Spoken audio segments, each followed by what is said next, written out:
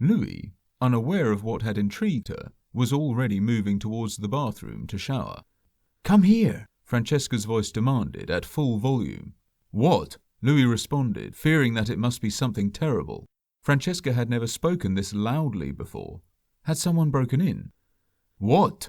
he asked, rushing out of the bathroom half-dressed. "Are you okay?" She appeared to be just fine, hovering over the nightstand within inches of her eyeglasses, which were resting untouched above the object of her interest. "Come, here," she insisted. "Look at this and tell me what you see." Louis sat down next to her on the bed and did as he was told, hunching over her shoulder uncomfortably in order to squint through her eyeglasses. Still, he could not understand all the fuss. "What? I don't see anything," he said, standing up. "It's the same coin that I've looked at for the past year. There's nothing more to see. Trust me." Tired and frustrated with the lack of progress in his pursuit of Francesca, he wanted a hot shower.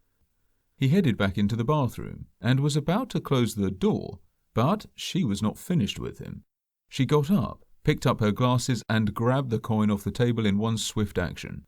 She was practically on top of Louis's heels when she grabbed his arm to say, "No, look!" She was shoving the coin right below Louis's nose. "Can't you see it?" "Francesca, darling, please. I'm exhausted. Give me some rest. Go to bed. I'll be out of the shower in a minute to join you." "No," she argued in her most dogged fashion.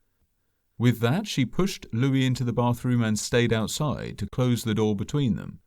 "Look, but this time through the keyhole."